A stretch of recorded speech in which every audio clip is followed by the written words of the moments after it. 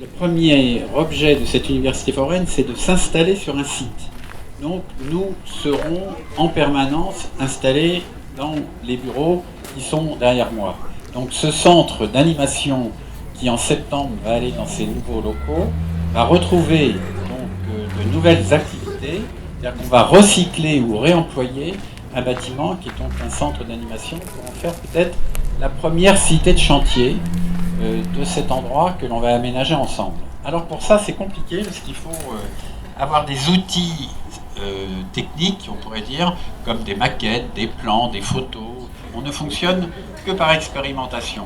On apprend des choses par mimétisme, on voit, et puis on apprend des choses parce qu'on expérimente.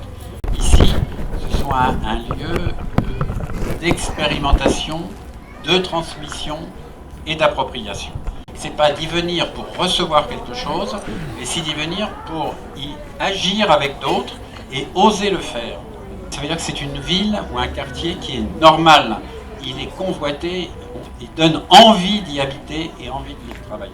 Et moi je pense qu'il n'y a pas mieux que vous, voyez, personne d'autre que vous ne pouvait inventer cette nouvelle façon de faire de la santé.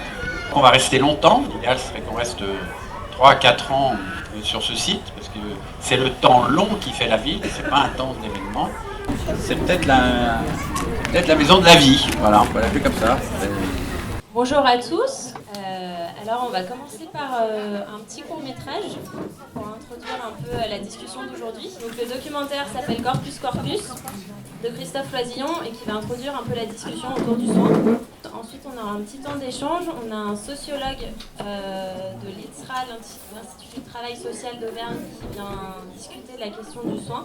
On commencera peut-être avec Valérie Priel, qui présentera l'association Ding Ding Dong et le travail qu'il mène. On aura Michel Verger ensuite qui est un préparateur mental et qui travaille notamment avec des sportifs. Ensuite on finira avec un ergonome qui travaille beaucoup avec des architectes et qui expliquera un peu qu'est le métier d'ergonome et ce que ça peut apporter dans un projet et dans la vie quotidienne. Bonjour à tous. Donc, l'Université foraine m'a invité aujourd'hui à venir parler de mon collectif qui s'appelle Ding Ding Dong, qui est un institut de coproduction de savoir sur la maladie de Huntington. Finalement, on est un collectif aujourd'hui d'une quinzaine de personnes, toutes touchées, mais de manière très différente par la maladie. Donc effectivement, des personnes malades, des personnes porteuses de la maladie, mais aussi des proches, des amis, mais aussi des chercheurs en sciences sociales, des chercheurs en sciences dures, donc il y a une neurologue qui fait partie du collectif, et aussi des artistes, cinéastes, vidéastes, dessinateurs. Voilà, ce que je pense qu'il est important de dire, c'est que les gens qui travaillent avec nous, comme cette chorégraphe qui est dans le collectif et qui travaille avec nous, elle n'est pas là pour faire de la thérapie. Ça me semble être assez intéressant ici. Qu'est-ce que la maladie de Huntington lui apprend? Donc c'est vraiment un aller-retour en fait entre et un partage de savoir et de la coproduction, ce que nous on appelle de la coproduction de savoir. C'est-à-dire que ce n'est pas une chorégraphe au service d'une cause ou au service d'une maladie, mais c'est une chorégraphe qui va en interaction avec les malades créer du savoir à deux endroits, au niveau de la maladie, mais aussi au niveau de la danse. Je pense que c'est un petit peu l'objectif, si j'ai bien compris, aujourd'hui, de réouvrir cet espace-là de discussion. C'est quoi faire un centre de santé ici, par exemple? C'est une question qui est intéressante. Et surtout, moi, je pense qu'il faut donner une place qui est prise de plus en plus, mais qui ne l'est pas encore assez, donner une place plus importante aux patients et aux personnes qui rencontrent. Voilà, écoutez, bonjour. Donc, je vais effectivement parler un peu de cette question du soin. Qu'est-ce que c'est que prendre soin? Et le soin dans le rapport à l'autre. D'une certaine manière, le soin, c'est une façon, effectivement, en tout cas, de mettre la mort à distance. Et quand on se soigne, et bien, effectivement, ce qu'on fait, c'est qu'on met avant tout la mort, on va effectivement mettre la mort à distance. Et ces besoins vitaux, vous les connaissez tous, effectivement, manger, dormir, et aussi, dans ces besoins vitaux, on peut effectivement ajouter, avoir une activité. En un sens, donc, lorsque nous répondons à des besoins primaires, eh bien, d'une certaine manière, nous nous soignons, effectivement, nous nous soignons. Mais ce n'est pas parce que nous nous soignons que nous prenons pour autant soin de nous-mêmes. Je prends tout d'abord de soin pour moi, pour me sentir bien, mais se sentir bien possède aussi une visée sociale. Je veux effectivement me sentir bien pour affronter le social. Le social ne consiste pas seulement à apporter du soin à l'individu, il met l'individu à l'épreuve. En ce sens, nous pouvons parler effectivement de la violence du social. Le social, effectivement, est violent. Des personnes souffrent parce qu'elles n'ont pas de travail, d'autres souffrent dans le cadre de leur travail.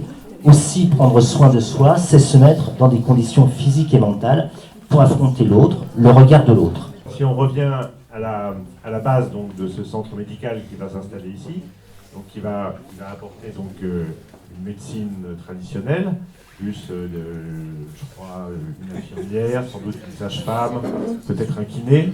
Voilà. Est-ce que vous voyez d'autres développements possibles autour du soin? Une piscine? Un kiné avec piscine. Un kiné avec piscine, oui, par exemple. C'est parti.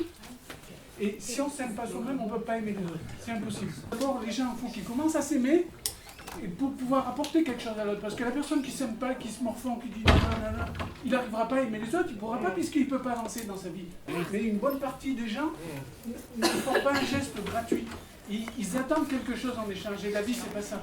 La vie, c'est partager avec les autres. Il faut commencer ici, aujourd'hui, à la Gautière. Faut pas, parce que sinon, si on attend que toute la société se réforme, on va attendre longtemps. Je vais vous dire une autre chose. On a une richesse ici, dans ce quartier. Il y a des gens qui viennent de toutes les nationalités, qui viennent de partout. Si chacun apporte un petit peu de ce qui vient de chez lui, imaginez la richesse qu'on a, les ouvertures qu'on a. Mais non, c'est pas la chose qui se pose. Chacun fait dans son coin et partage pas avec l'autre. Je crois que le soin fondamental, enfin celui qui apporte le plus de bien-être aux gens profondément, c'est le partage. Je rejoins. Parce que c'est le soin qu'on apporte aux autres et à soi en même temps. Et ce partage-là, c'est vrai que la frénésie actuelle fait que les gens courent tout le temps et prennent plus ce temps-là. Et sans doute que prendre soin des gens, c'est d'arriver à créer des espaces où on le permet à nouveau ce partage. Et quand c'est des espaces où des gens sont de cultures très différentes, souvent, enfin pour l'avoir expérimenté, ce qui permet à nouveau de repartir dans le partage, c'est que malgré nos cultures différentes, en se racontant nos histoires, on touche à des choses universelles qui balayent toutes les cultures. Et quand on touche ça, on voit que l'autre, quelque part, il est vraiment proche de nous. Et après, on peut aller avec curiosité et des fois gourmandise vers ce qui est différent.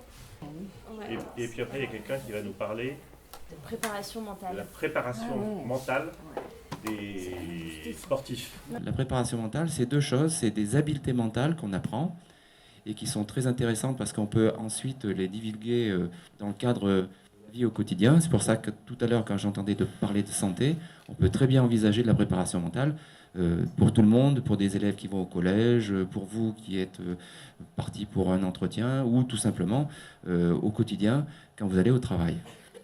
Alors, ce qui est intéressant dans les pratiques de préparation mentale comme ça, c'est que les techniques qui sont utilisées là sont des techniques que vous pouvez utiliser au quotidien. On apprend à se relaxer, à penser des choses dans la tête. Donc c'est des techniques qui sont à la fois comportementales, sur la respiration, sur des mouvements, mais également mentaux. C'est-à-dire qu'on travaille sur les pensées avec des mots-clés, dans cet exemple-là, mais également des phrases clés, des images clés, tout un tas de visualisation sur des gestes qu'ils ont réussi et qui vont les mettre dans des bons états mentaux, entre guillemets.